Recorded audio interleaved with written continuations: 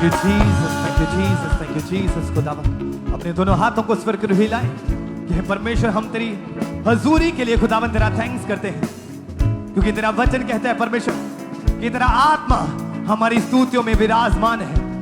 हम विश्वास करते हैं कि आज पवित्र आत्मा हमारे बीच में मौजूद है। खुदावन हमारी एक एक प्रार्थना को खुदावन तेरा आत्मा तू सुन रहा है परमेश्वर, क्योंकि तेरा वचन कहता है कि तू सुनने वाला, तू उत्तर देने वाला परमेश्वर है। परमेश्वर हम तेरा थैंक्स करते हैं खुदावन तेरी हजूरी के लिए, इस प्रेजेंस के लिए खुदावन हम तेरा थैंक्स करते हैं खुदावन।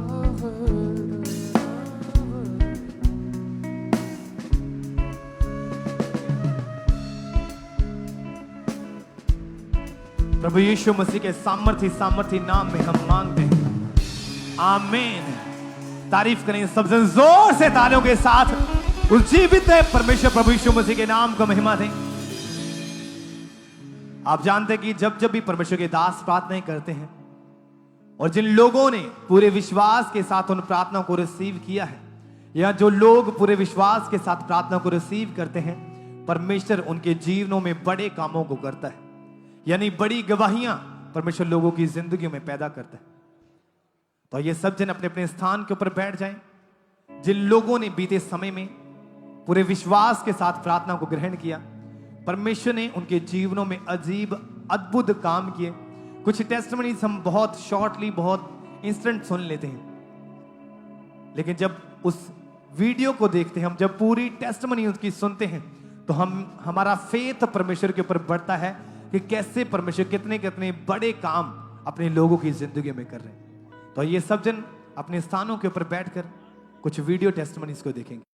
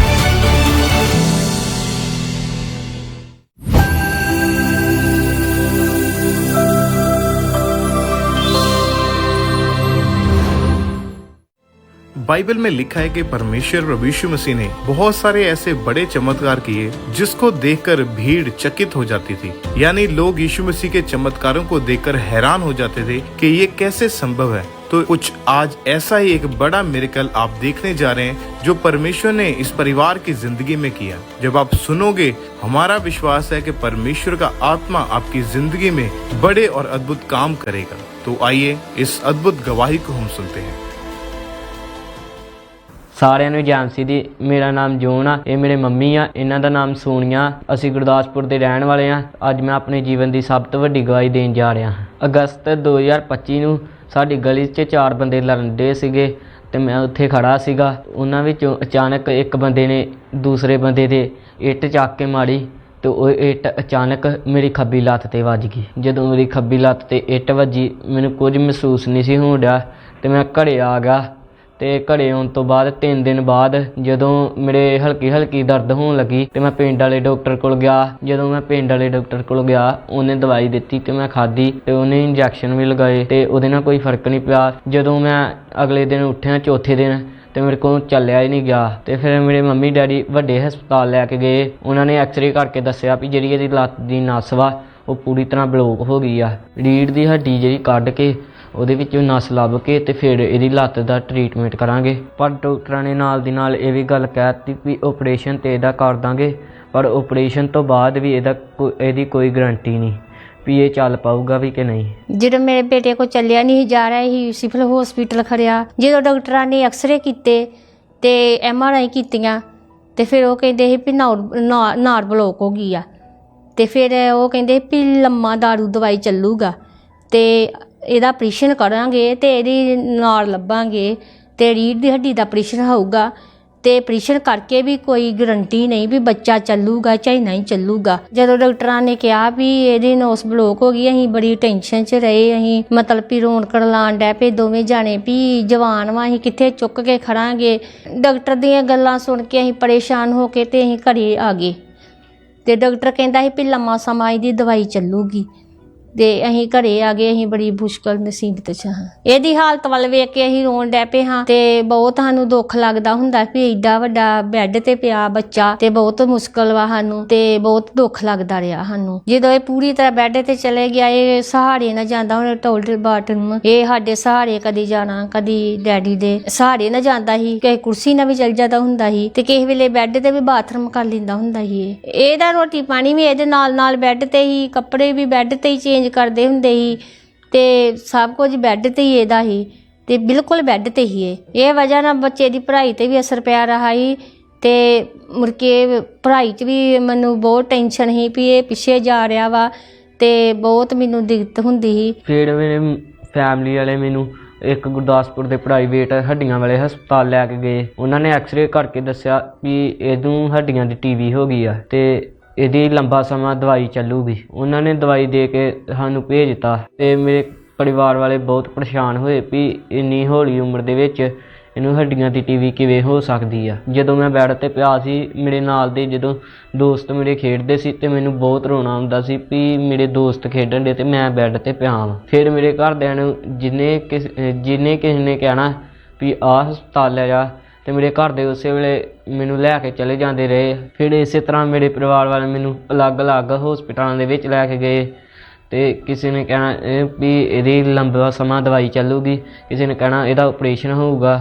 ਅਲੱਗ-ਅਲੱਗ ਮਤਲਬ ਵੀ ਨੁਕਸੇ ਦੱਸਦੇ ਸੀ। ਡਾਕਟਰ ਮੈਨੂੰ ਹਰ ਵਾਰੀ ਲੰਬਾ ਸਮਾਂ ਦਵਾਈ ਖਾਣ ਵਾਸਤੇ ਕਹਿੰਦੇ ਸੀ, ਪਰ ਗਰੰਟੀ ਕੋਈ ਨਹੀਂ ਸੀ ਦਿੰਦਾ। ਜਦੋਂ ਮੇਰੇ ਘਰਦਿਆਂ ਨੇ ਮੈਨੂੰ ਅਲੱਗ-ਅਲੱਗ ਜਗ੍ਹਾ 'ਤੇ ਵੀਲਚੇਅਰ 'ਤੇ ਖੜਨਾ, ਤੇ ਮੈਨੂੰ ਫੀਲ ਹੁੰਦਾ ਰਿਹਾ ਸੀ ਵੀ ਮੈਂ ਚੰਗਾ ਭਲਾ ਤੁਰਦਾ ਰਿਹਾ ਸੀ, ਤੇ ਹੁਣ ਮੈਂ ਆਪ ਵੀਲ ਚੇਅਰ 'ਤੇ ਹਾਂ। ਮੈਂ ਸੋਚਦਾ ਹੀ ਰਹਿੰਦਾ ਸੀ ਵੀ ਮੈਂ ਵੱਡਾ ਹੋ ਕੇ ਕੁਛ ਬਣਾਂਗਾ, ਪੜ੍ਹਾਈ ਕਰਾਂਗਾ, ਤੇ ਮੇਰੀ ਪੜ੍ਹਾਈ ਜਿਹੜੀ ਪੂਰੀ ਤਰ੍ਹਾਂ ਰੁਕ ਗਈ ਸੀ। 3 ਮਹੀਨੇ ਮੈਂ ਸਕੂਲ ਨਹੀਂ ਗਿਆ। ਇਸ ਵਜ੍ਹਾ ਦੇ ਨਾਲ ਮੇਰੇ 'ਤੇ ਪੈਸੇ ਵੀ ਬਹੁਤ ਲੱਗ ਚੁੱਕੇ ਸੀ, ਤੇ ਇਸ ਵਜ੍ਹਾ ਦੇ ਨਾਲ ਕਦੀ ਕਿਸੇ ਕੋਲ ਉਧਾਰੇ ਲੈ ਲੈਣੇ, ਕਦੀ ਕਿਸੇ ਤੋਂ ਉਧਾਰੇ ਲੈ ਲੈਣੇ। ਕਿ ਮੇਰੇ ਡੈਡੀ ਕੰਮ ਤੇ ਜਾਂਦੇ ਸੀ, ਡੈਡੀ ਦੇ ਸਹਾਰੇ ਹੀ ਸਾਰਾ ਘਰ ਚੱਲਦਾ ਸੀ। ਪਰ ਜਦੋਂ ਮੇਰੀ ਇਹ ਹਾਲਤ ਸੀ, ਮੇਰੇ ਪਰਿਵਾਰ ਦਾ ਭਰੋਸਾ ਪ੍ਰਭੂ ਯਿਸੂ ਮਸੀਹ ਤੇ ਸੀ। ਅਸੀਂ ਖਾਂਬੜਾ ਚਰਚ ਨਾਲ ਪਹਿਲੋਂ ਤੋਂ ਜੁੜੇ ਸੀ। ਇਸ ਦੇ ਨਾਲ ਅਸੀਂ ਗਵਾਹੀਆਂ ਪਹਿਲੋਂ ਤੋਂ ਸੁਣਦੇ ਰਹੇ ਸੀ। ਪ੍ਰਭੂ ਲੰਗੜਿਆਂ ਨੂੰ ਚਲਾਉਂਦਾ, ਅੰਨ੍ਹਿਆਂ ਨੂੰ ਅੱਖਾਂ ਦਿੰਦਾ, ਤੇ ਮੇਰਾ ਭਰੋਸਾ ਪ੍ਰਭੂ ਸੀ ਵੀ ਪ੍ਰਭੂ ਮੈਨੂੰ ਵੀ ਚੰਗਾ ਕਰੂਗਾ। ਇਸ ਦੌਰਾਨ ਮੇਰੇ ਘਰ ਦੇ ਮੈਨੂੰ ਮੋਟਰਸਾਈਕਲ ਤੇ ਗੁਰਦਾਸਪੁਰ ਬ੍ਰਾਂਚ ਦੇ ਵਿੱਚ ਲੈ ਕੇ ਜਾਂਦੇ ਰਹੇ। ਉੱਥੇ ਵੀ ਮੈਂ ਵੀਲਚੇਅਰ ਦੇ ਸਹਾਰੇ ਨਾਲ ਹੀ ਬੈਠਦਾ ਸੀਗਾ, ਮੀਟਿੰਗ ਨੂੰ ਅਟੈਂਡ ਕਰਦਾ ਸੀਗਾ, ਪ੍ਰਾਰਥਨਾ ਨੂੰ ਗ੍ਰਹਿਣ ਕਰਦਾ ਸੀਗਾ। ਫਿਰ 23 ਨਵੰਬਰ 2025 ਨੂੰ ਮੈਂ ਗੁਰਦਾਸਪੁਰ ਬ੍ਰਾਂਚ ਵਿੱਚ ਮੀਟਿੰਗ ਅਟੈਂਡ ਕਰ ਰਿਹਾ ਸੀਗਾ, ਤੇ ਪ੍ਰਭੂ ਦੇ ਦਾਸ ਨੇ प्रार्थना की थी, तो मैं उस प्रार्थना को रिसीव किया।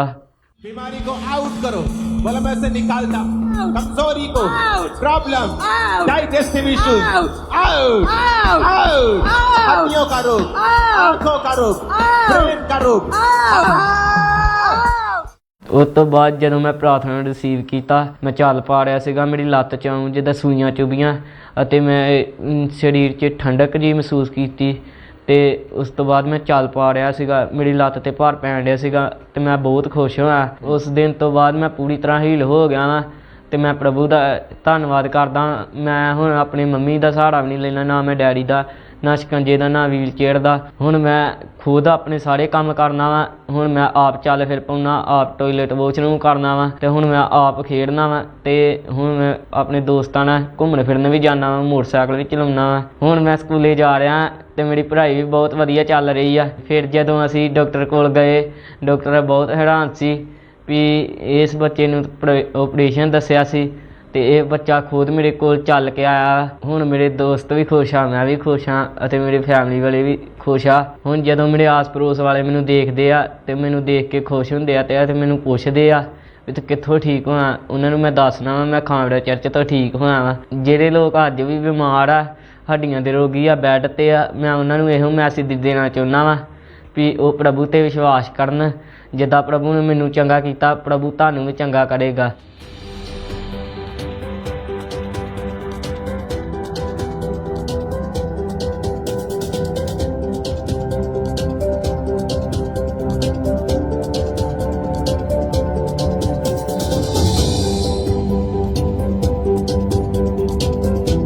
ਇਸ ਵੱਡੀ ਗਵਾਹੀ ਦੇ ਲਈ ਮੈਂ ਪ੍ਰਭੂ ਦਾ ਧੰਨਵਾਦ ਕਰਦਾ ਹਾਂ ਅਤੇ ਪ੍ਰਭੂ ਦੇ ਦਾਸ ਦਾਸੀ ਦਾ ਮੈਂ ਧੰਨਵਾਦ ਕਰਦਾ ਹਾਂ। ਸਾਰਿਆਂ ਨੂੰ ਜੈ ਮਸੀਹ ਦੀ।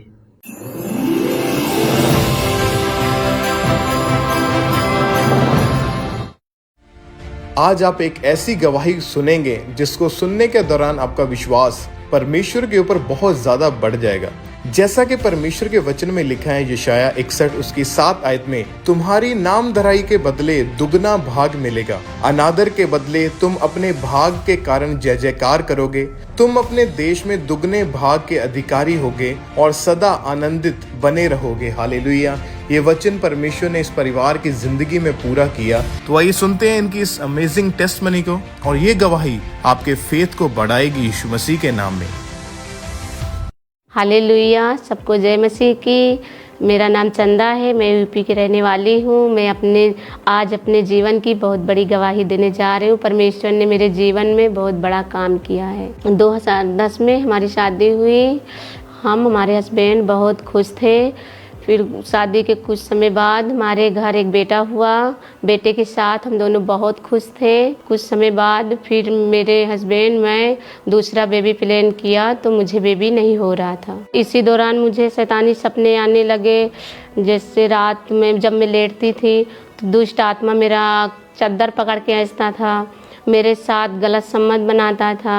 इसके साथ साथ मुझे दबाव पड़ते थे। ऐसा लगता जैसे कोई मेरा गला दाब रहा है। फिर मैं चीख के उठती तो मेरे पास कोई नहीं दिखा था। ऐसा लगता मेरे पास जैसे कोई खड़ा है। जब मैं उठती आंखें मेरी खुलती तो मुझे कोई नज़र नहीं आता। इसी के दौरान मुझे पीरियड नहीं आते थे, मतलब प्रॉब्लम हो गई। मुझे 4-4 महीने 5-5 महीने मुझे पीरियड नहीं आता था। फिर मेरे पेट में दर्द होना स्टार्ट हो गया। फिर मेरे पति ने सलाह किया कि कोई डॉक्टर को दिखाना चाहिए। फिर मैं यूपी में सरकारी हॉस्पिटल में गई।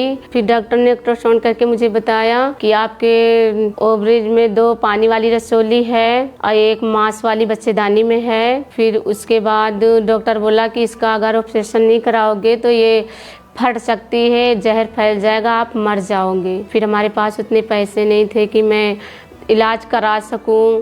फिर हमारे पति उतना कमाते नहीं थे। डॉक्टर ने मुझे लगातार दवाई खाने के लिए बोला। मैं लगातार दवाई खाती रही, मुझे कोई रिजल्ट नहीं मिला। फिर मेरे हस्बैंड ने बोला कि कोई अच्छे डॉक्टर को दिखाते हैं। फिर मैं अपने शहर में प्राइवेट हॉस्पिटल में गई। फिर डॉक्टर ने अल्ट्रासाउंड किया तो भी स्वयं प्रॉब्लम ऐसी बताई कि आपके ओवरीज में 2 पानी वाली रसोलियाँ है, 1 मांस वाली है बच्चेदानी में। फिर डॉक्टर ने वो भी ऐसे ही बोला कि आप मतलब ऑपरेशन करा लो, नहीं ये फट सकती है तो आपकी जान चल जाएगी। फिर हम दोनों बहुत परेशान थे। फिर वो डॉक्टर ने मुझे लगातार दवा खाने के लिए बोला। मैं लगातार दवा खाती रही, मेरी बेबी नहीं हो रहा था। जब मेरी बेबी नहीं हो रहा था तो मेरे घर वाले रिश्तेदार मुझे ताने मारते थे कि ये ऐसी बीमार पड़ी रहेगी, इसके अब कुछ नहीं होगा। इसके कारण मैं शादी ब्याह में नहीं जाती थी कि लोग पूछें कि तेरी बेबी क्यों नहीं हो रहा। तो इसके कारण मुझे बहुत शर्मिंदगी महसूस होती थी। मैं नहीं जाती कहीं, मैं घर पे रहती थी। आस पड़ोस वाले पूछते कि तेरे बेबी क्यों नहीं हो रहा, तुझे क्या हो गया, तू घर से क्यों नहीं निकलती, तू बीमार क्यों है। तो मैं उनको सारी प्रॉब्लम अपनी बताई। फिर वो लोग बोले कि अच्छे डॉक्टर को दिखाओ। ऐसे करते करते मेरे हस्बैंड 4 से 5 डॉक्टर को, अच्छे डॉक्टरों को दिखाया, प्राइवेट में दिखाया। मैं ऐसे दवाई खाती रही पर मुझे कोई रिजल्ट नहीं मिलता था। जब मेरा बेटा स्कूल से घर आता था तो बोलता कि मम्मी मुझे भी बहन ला दो, नहीं कोई मुझसे छोटा भाई ला दो कि मैं उसके साथ स्कूल जाऊं, मैं उसको खिलाऊं पिलाऊं, उसको साथ में खेलूं, लेके आऊं। तो मैं उससे कुछ जवाब नहीं दे पाती थी। मैं रोती बहुत, दोनों प्राणी रोते थे कि हमारे बच्चा नहीं होगा। जब मेरे हस्बैंड काम पे चल जाते तो मैं घर पे अकेली जब रहती तो मैं रोती थी कि हमारे भी एक बच्चा होता तो मेरी फैमिली कंप्लीट हो जाती। मैं उम्मीदें छोड़ दी थी कि मेरे बच्चा नहीं होगा, क्योंकि मेरा लड़का भी 10 साल का हो गया, तो मैंने उम्मीदें छोड़ दी कि शायद मेरे बच्चा भी होगा ही नहीं। जब मेरे बेबी नहीं हो रहा था उसी दौरान मेरी भाभी ने मुझे खामरे चर्च के बारे में बताया। मेरी भाभी ने बताया कि एक बार आप खामरे चर्च जाके देखो, वहाँ परमेश्वर बहुत बड़े बड़े काम करता है। जिसके बेबी नहीं होते बेबी देता है परमेश्वर, निंगड़े चलते हैं, अंधे देखते हैं। फिर इसी दौरान मेरी भाभी मुझे लेके यहाँ आई खामरे चर्च। जब मैं पहली बार खामरे चर्च आई तो मुझे बहुत अच्छा लगा जब मैं गवाहियों को सुना कि कैसे परमेश्वर यहाँ बड़े बड़े काम करता है। जिसके बेबी नहीं उसको बेबी देता है, अंधे देखते हैं, निंगड़े चलते हैं, कोढ़ी शुद्ध होते हैं। तो मेरा विश्वास परमेश्वर पे बढ़ने लगा। फिर मैं लगातार मीटिंग अटेंड करने लगी।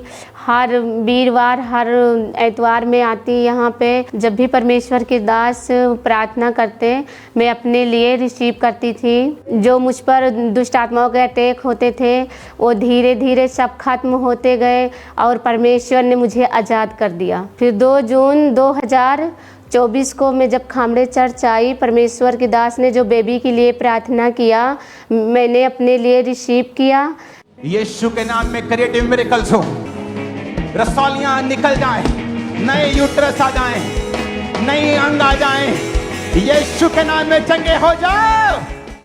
जब मैंने सामर्थ्य प्रार्थना को मैंने जो रिसीव किया तो मुझे ठंडक महसूस हुआ। जब उस प्रार्थना को रिसीव करने के बाद मैं घर गई तो हमारे 3 रसोलियाँ गुप्त अंग से बाहर आई। मैं उसे देख के मैं बहुत खुश हुई कि परमेश्वर ने मेरे जीवन में इतना बड़ा कार्य किया कि मुझे अब मेरा ऑपरेशन कैंसिल कर दिया परमेश्वर ने। उस रसोली गिरने के बाद जब रसोली बाहर आई उसके 10 दिन बाद जब मैंने अपना टेस्ट किया तो मैं प्रेग्नेंट थी। जब मेरा टेस्ट पॉजिटिव आया तो हमारे हस्बैंड बहुत खुशी थे, बहुत खुश हुए कि परमेश्वर ने मुझे ब्लेस कर दिया। फिर पूरे 9 महीने परमेश्वर ने मुझे और मेरी बेबी को संभाल के रखा। मुझे कोई शैतानी अटैक नहीं हुए, कोई शैतानी सपना नहीं दिखा। फिर 1 अप्रैल 2025 में परमेश्वर ने मुझे बेबी गर्ल के साथ ब्लेस किया, शादी के 15 साल बाद। जब मेरा बेबी हुआ तो मैं घर लेके गई तो हमारे रिश्तेदार मेरे घर के हैरान हो गए कि तेरे बेबी हो सकता है। हम कहा मेरा परमेश्वर बहुत महान है, मेरा परमेश्वर यीशु मसीह ने दिया मुझे। मेरे हस्बैंड अब बहुत खुश हैं। मेरा परमेश्वर ने मेरा परिवार कंप्लीट कर दिया। मेरा बेटा बहुत खुश रहता है, बहन के साथ वो खेलता है। स्कूल से आएगा तो कुछ भी पाएगा तो अपनी बहन की लेके आएगा। दोनों बहुत प्यार से रहते हैं। जिन बहनों की आज भी बेबी नहीं है उस बहनों को मैं कहना चाहती हूँ कि आप परमेश्वर में अड़े और खड़े रहो। परमेश्वर जैसे शादी के 15 साल बाद मुझे बेबी गर्ल दिया है वैसे आपको परमेश्वर ब्लेस करेगा।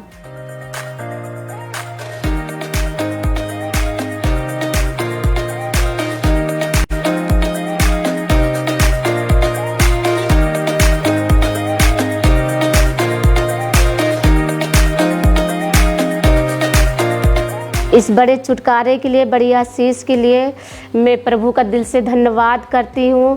प्रभु के दास दासी को मैं धन्यवाद करती हूँ। सबको जय मसीह की।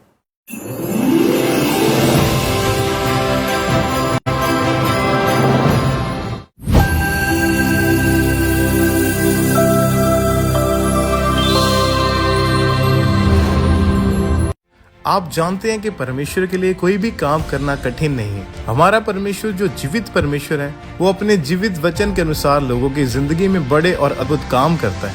तो आइए सुनते हैं इनकी इस अमेजिंग टेस्टमनी को और ये गवाही आपके फेथ को बढ़ाएगी यीशु मसीह के नाम में। हालेलुया। सभी को जय मसीह की। मेरा नाम पूजा है और मैं हिमाचल प्रदेश की रहने वाली हूँ और मैं आज अपने जीवन की सबसे बड़ी गवाही देने जा रही हूँ। जब मैं 15 साल की थी तो मुझे सपनों के द्वारा शैतानी अटैक होने शुरू हो गए। मुझे सपने में कुत्ते दिखते थे, मुर्दा लोग दिखते थे और जले हुए लोग दिखते थे, जिसमें कि मैं बिल्कुल डर जाती थी और मुझे काला साया दिखता था, जो कि मुझे ऐसा लगता था कि फ्रिज के नीचे काला साया भाग के गया हो और मैं एकदम से डर जाती थी। इसके साथ साथ मुझे दबाव भी पड़ते थे और मुझे ऐसा लगता था कि मेरे सीने में ज़ोर से कोई दबा रहा है और मेरी आवाज़ नहीं निकलती थी, मुझे सांस नहीं आता था। लेकिन जैसे ही मैं उठती थी तो मैं एकदम से डर जाती थी। जब मैं सुबह उठती थी तो मेरी बॉडी पर नीले कलर के निशान पड़े होते थे और वीकनेस फील होती थी और मेरा स्कूल जाने को बिल्कुल भी मन नहीं करता था और मैं पढ़ाई में भी वीक होती गई। इन्हीं अटैक्स के कारण मेरा स्वभाव चिड़चिड़ा हो गया। मैं लड़ाई झगड़ा करती थी, अपनी मम्मी पापा के साथ लड़ती थी, अपनी सिस्टर के साथ लड़ाई करती थी और मेरा किसी से बात करने का मन नहीं करता था। जैसे जैसे मेरी उम्र बढ़ती गई, अटैक्स भी बढ़ते गए और मेरे पेरेंट्स मुझे अन्य जगहों पर लेकर गए, लेकिन मुझे कोई भी फ़र्क नहीं पड़ता था। फिर कुछ समय बाद मेरी फैमिली ने मेरी शादी कर दी और शादी के बाद हम पूरा परिवार खुश थे। शादी के बाद ये अटैक्स मुझ पर और बढ़ने लगे। मैं और मेरे हस्बैंड बहुत लड़ाई झगड़ा करने लगे आपस में और हम बहुत ज़्यादा परेशान रहने लगे। फिर 2014 में मेरे हस्बैंड की कार एक्सीडेंट में डेथ हो गई और मैं और ज़्यादा डिप्रेशन में चली गई। मैं बहुत ज़्यादा डिप्रेशन में चली गई थी। मुझे रात को नींद नहीं आती थी और मेरा खाना खाने को मन नहीं करता था और मैं बहुत ज़्यादा चिड़चिड़ी हो गई थी और इस चिड़चिड़ेपन के कारण मैं अपनी बेटी को बहुत मारती थी। नींद ना आने के कारण मैं अकेले में बातें करने लग गई थी और मुझे ऐसा लगता था कि मेरे पीछे कोई खड़ा है और वो मेरी बातें सुन रहा है। और फिर मैं बाद में जब देखती थी कि पीछे कोई है तो कोई भी खड़ा नहीं होता था और मुझे कई बार ऐसा भी लगता, मतलब मैं शर्मिंदगी में चली जाती थी कि कहीं मेरी ये बातें मेरी बेटी तो नहीं सुन रही है। तो जब मैं पीछे मुड़ के देखती तो मेरी बेटी सो रही होती थी। और जैसे अन्य जगहों पे मेरे मम्मी पापा मुझे ले जाते थे तो वहाँ से जो भी कुछ वो देते थे तो मैं अपना पूरा कमरा धुएं से भर देती थी और मेरी दीवारें भी काली हो चुकी थी इस धुएं के कारण कि मुझे इन चीज़ों से फ़र्क पड़ेगा। लेकिन ऐसा कुछ भी नहीं हुआ और मेरे अटैक और ज़्यादा बढ़ते गए और मैं और ज़्यादा डिप्रेशन में चलती गई और मैं अकेले ही बैठ के रोती रहती थी। अगर मैं किसी से बात भी करती थी तो मुझे अपने आप ही रोने लग जाती थी और रोना शुरू हो जाता था। मेरा सुसाइडल थॉट्स मेरे मन में आने शुरू हो गए थे, लेकिन फिर मैं रुक जाती थी कि मेरे बाद मेरी बेटी का क्या होगा, कौन उसे देखेगा, कौन उसे खाना खिलाएगा, कौन उसे पालेगा, कौन उसे स्कूल भेजेगा।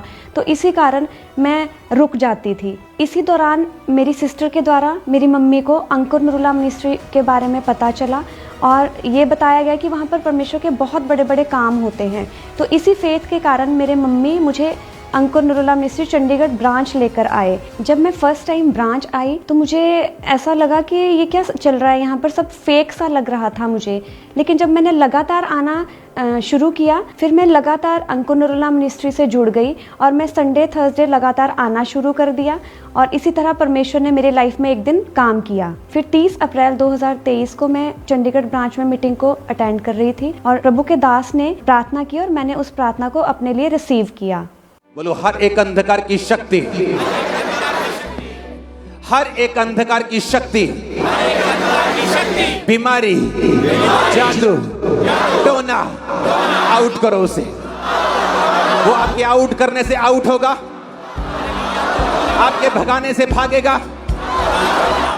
आउट करो, आउट करो, come out, out, out, command करो, आउट करो in the name of Jesus. उस प्रेयर को रिसीव करने के बाद प्रभु की सामर्थ्य ने मुझे छुआ और मुझे ऐसा महसूस हुआ कि मेरी बॉडी को छोड़कर कोई चीज़ निकल कर गई है। उस दिन जब मैं घर गई तो मुझे कोई भी काला साया नहीं दिखा, ना कोई मुझ पर दबाव पड़े, ना कोई मुझे जानवर दिखे और 9 साल के बाद मैं बहुत अच्छी नींद सोई और बड़ी शांति के साथ अगले दिन सुबह उठी। अब मैं पूरी तरह आज़ाद हूँ, मुझे कोई शैतानी अटैक नहीं होते, मुझे प्रॉपर नींद आती है, मुझे भूख भी लगती है, ना मुझे पर दबाव पड़ते हैं, ना कोई काला साया दिखता है और मैं पूरी तरह से फ्री हो चुकी हूँ। अब मुझे कोई डिप्रेशन नहीं है और मुझे भूख भी प्रॉपर लगती है और मैं अपनी बेटी के साथ बिल्कुल खुश हूँ, अपनी फैमिली के साथ पूरी तरह से खुश हूँ। जो लोग आज भी शैतानी बंधनों के नीचे हैं और डिप्रेशन में हैं, मैं उन्हें उन सभी को यही मैसेज देना चाहती हूँ कि वो जीवित चर्च का हिस्सा बने। प्रभु यीशु मसीह जी जीवित परमेश्वर हैं और वो बहुत बड़े बड़े काम करते हैं। प्रभु ने जैसे मुझे आज़ाद किया वैसे ही आपको भी आज़ाद करने की सामर्थ्य रखते हैं। जैसे मुझे डिप्रेशन से छुड़ाया और मुझे इविल स्पिरिट के अटैक से छुड़ाया, वैसे ही वो आपको भी छुड़ाएंगे।